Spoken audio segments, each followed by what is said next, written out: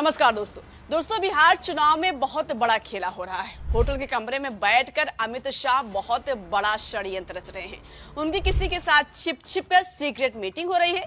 मोदी के चाणक्य का ये राज तब सामने निकल कर आया जब कई विधानसभा से स्ट्रांग रूम के कैमरे बंद करके ईवीएम को इधर से उधर ट्रांसफर किए जाने की खबर सामने आ रही। तो वहीं दूसरी तरफ समस्तीपुर में कूड़े में हजारों वीवीपैट की पर्चियां फेंकी हुई मिली है। इन्हीं खबरों के बीच अमित शाह के खेल का पर्दाफाश हुआ है। वो होटल के कमरे में बैठकर कुछ अधिकारियों के साथ सीक्रेट मीटिंग कर रहे हैं। सबसे हैरानी की बात है कि अमित शाह से जो अधिकारी मिलने जाता है उसके रास्ते के सारे कैमरे पर पेपर लगा दिए जाते हैं। जब वो लिफ्ट में रहते हैं तो लिफ्ट के कैमरे पर पेपर चढ़ा दिया जाता है और जब अमित शाह के साथ सीक्रेट मीटिंग होती है तो कमरे के कैमरे पर पेपर चिपका दिया जाता है। यानी पर्दे के पीछे कुछ बहुत बड़ी साजिश हो रही है।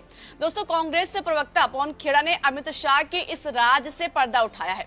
आप खबर देखिए, लिखा है छिपकर अधिकारियों से बैठक कर रहे गृह मंत्री अमित शाह। कांग्रेस नेता पवन खेड़ा का नया इन्वेस्टिगेशन। यानी दोस्तों, पवन खेड़ा ने इतना बड़ा आरोप हवाई में नहीं लगा दिया है। पहले उन्होंने जांच की। जब उनके हाथ सबूत लगा तो बिहार में एक होटल से प्रेस कॉन्फ्रेंस करके बम फोड़ दिया। एक अजीब बात हमने देखी, इसी होटल में देखी। जब गृह मंत्री इस होटल में आते हैं तो लिफ्ट के सीसीटीवी के ऊपर कागज चिपका दिया जाता है। तो हमें नहीं समझ में आया कि गृह मंत्री यहां किससे मिलने आ रहे हैं, किसका मुंह छिपाया जा रहा है, किससे डर डर के छिप कर मिलना पड़ रहा है। क्या वो अधिकारी हैं, कौन है? इसका जवाब हम उम्मीद करते हैं गृह मंत्री देंगे। चलिए, आप ट्रैफिक रोक देते हो, लिफ्ट्स रोक देते हो, रास्ते बंद कर देते हो, सब मंजूर है। सीसीटीवी कैमरा के ऊपर कागज क्यों होटल वालों को मजबूर करके लगाया जाता है? अस्सलाम वालेकुम वरहमतुल्लाहि वबरकातुहू। अज़ीज़ान मिल्लत इस्लामी, आप तमाम उम्मती को मुफस्सल की तरफ से सलाम अर्ज़ है। घर में बड़ी पर्दानिशीन इज़्ज़तदार माँ और बहन को मुफस्सल की तरफ से सलाम अर्ज़ है। बहरहाल अल्लाह से उम्मीद है आप लोग खैरियत से होंगे, अल्लाह की हिफाजत में होंगे। इन मलूनों की मलामत से, इन फ़िरक़ा परस्तों की फ़िरक़ा परस्ती से, इन दरिंदों की दरिंदगी से, इन माबलिंचरों की माबलिंचिंग से, इन बलात्कारों की बलात्कारी से, इन दहशतगर्दों की दहशतगर्दी से महफूज होंगे। अल्लाह आप लोग अपने हफ्ज़ अमान में रखे, अल्लाह अपनी हिफाजत में रखे, अल्लाह हर आबा से हर शर से महफूज रखे। बहरहाल बहरकैफ मेरे अज़ीज़ दोस्तों, मेरे भाइयों, देश के हालात से भी आप लोग वाकिफ़ है और देश के बाहर के हालात से भी आप लोग वजह वाकिफ़ है। लेकिन ये आपका भाई आपको देश की ही खबर सुनाऊंगा जो हो रहा है बिहार के अंदर। हालांकि पता है आप लोगों को, आज दूसरे राउंड की पोलिंग चल रही है, वोट डाले जा रहे हैं। लेकिन ये हमारे माफिया गुंडा बोले, माफिया बदमाश बोले, माफिया रौडी बोले, क्या बोले, इसको नाम क्या दिए अखर, मेरे को तो समझ में नहीं आ रहा भाई। जिस तरीके से जो होटल के एक रूम में बैठ के पूरे लिफ्ट से लेके जहां से जिससे मिलना चाह रहे हैं, जब जिससे मिलना चाह रहा, पूरे जो रास्ते से गुजरते हुए उसके रूम तक पहुंचा, जितने कैमरे हैं पूरों पे टेप लगाया जा रहा, पूरों पे टेप लगा दिया जा रहा ताकि जो मिलने आ रहा है वो ना दिखे उससे, पहली बात। दूसरी चीज, लिफ्ट के अंदर जो लिफ्ट से जो फ्लोर पे जाते हैं और उसके बाद जो फिर लिफ्ट में बैठ के जो आ जहाँ उतरना है वहां उतरते हैं, वो कैमरों के ऊपर टेप लगाया जा रहा और किसी को वहां पे रूम नहीं दिया जा रहा। क्या बात है भाई, उफो, इतनी बदमाशी तो हमने कभी नहीं देखी भाई। कौन सी सेटिंग कर रहे हैं लोग, कौन सी वो।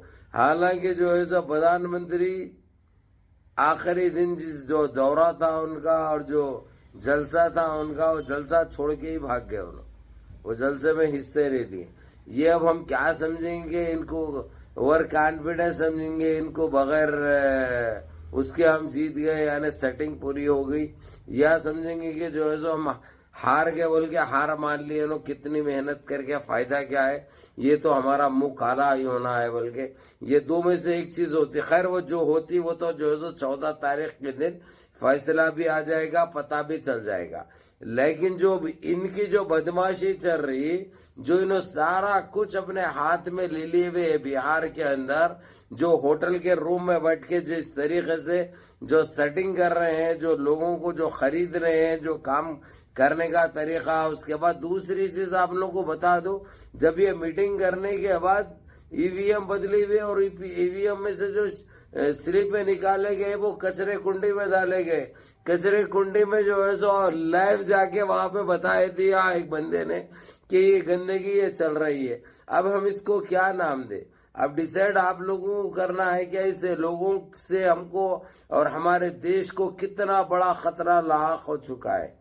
क्योंकि हमारे बाबा साहब अम्बेडकर ने इस देश के लिए क्या सोचे थे, क्या संविधान बनाए और हमको क्या देखने को मिल रहा और हमारे साथ क्या क्या जा रहा। इससे जो है सो हमारी नस्ल बर्बाद होगी।